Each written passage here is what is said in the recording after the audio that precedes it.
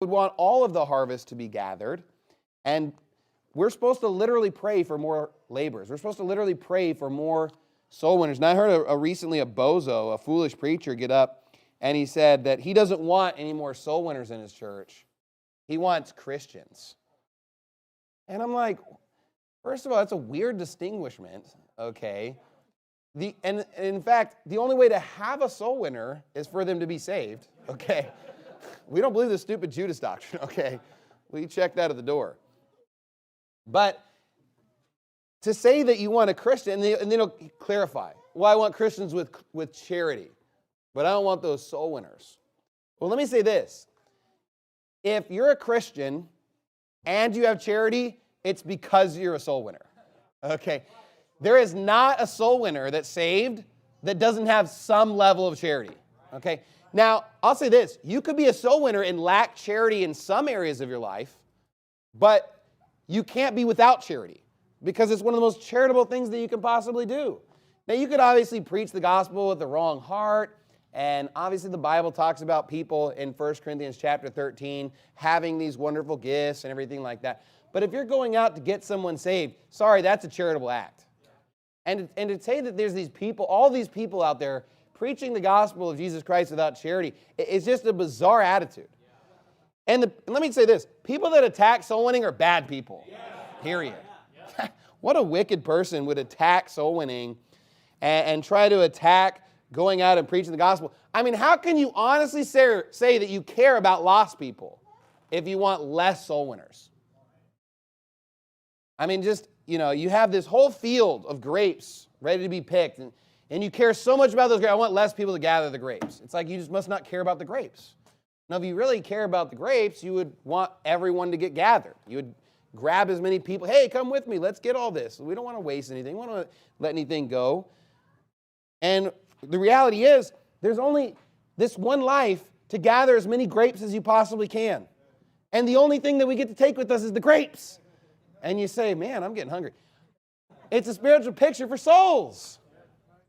Hey, the only thing that matters is gathering as many souls as we can before we leave this joint.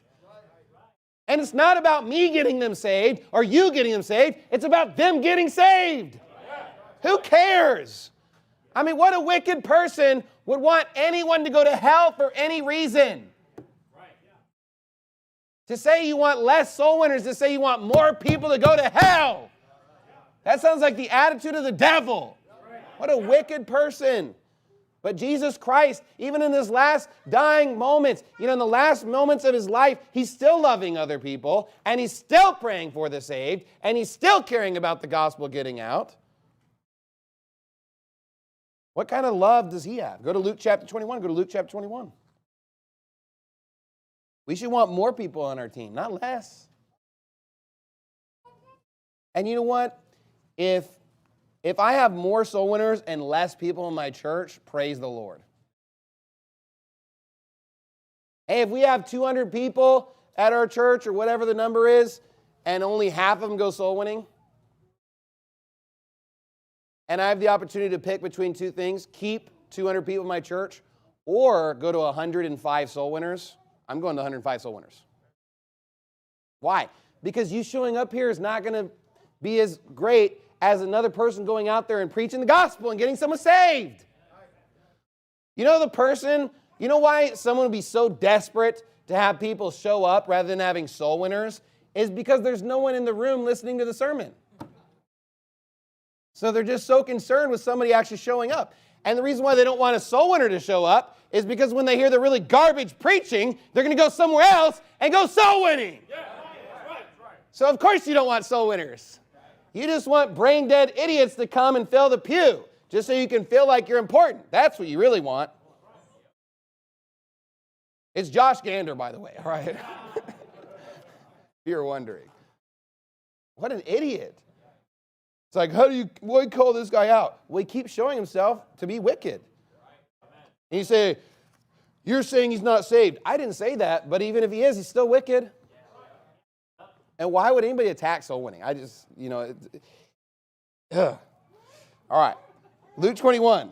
Now,